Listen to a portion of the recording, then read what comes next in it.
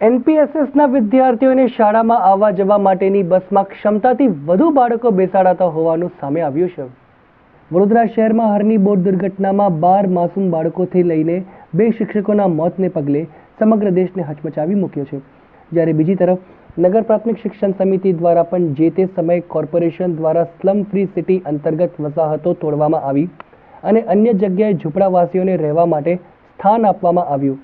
ત્યારે એક પણ વિદ્યાર્થી શિક્ષણથી વંચિત ન રહે તેના માટે શિક્ષણ સમિતિના સર્વ શિક્ષા અભિયાન હેઠળ વિદ્યાર્થીઓને ઘરેથી લાવવા લઈ જવા માટે બસ સુવિધા શરૂ કરવામાં આવી હતી।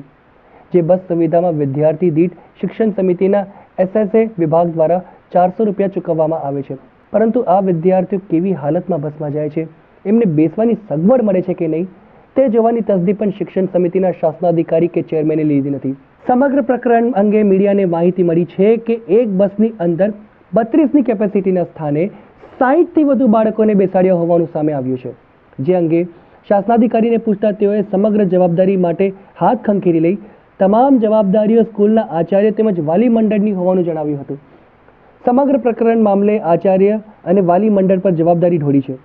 કોર્પોરેશનની જેમ શિક્ષણ સમિતિના તંત્ર દ્વારા પણ સુપરવિઝન સુદ્ધાની જવાબદારી લેવામાં નહીં આવતી હોવાનું શાસનાધિકારીએ આડકતરી રીતે કબૂલ્યું હતું, જેને લઈ પ્રાથમિક શૈક્ષિક મહાસંઘના અધ્યક્ષ ખુલીને સામે આવ્યા હતા, જેમાં આચાર્યની સાથે શિક્ષણ સમિતિની પણ જવાબદારી હોવાનું જણાવ્યું હતું અને જો એક બસની અંદર ક્ષમતા કરતાં વધારે વિદ્યાર્થીઓને બેસાડતા હોય એ બાબતે તાત્કાલિક પગલાં ભરવાની પણ તેમણે વાત કરી હતી। એસએમસીના જે સભ્યો હોય એમની અને આચાર્યશ્રીની જવાબદારી હોય છે અને એ લોકોના ધારાધોરણો એસએસએ દ્વારા નક્કી જ કરવામાં આવ્યા છે। ડ્રાઈવરનું નામ, મોબાઈલ નંબર બધું જ એમની પાસે હોય છે।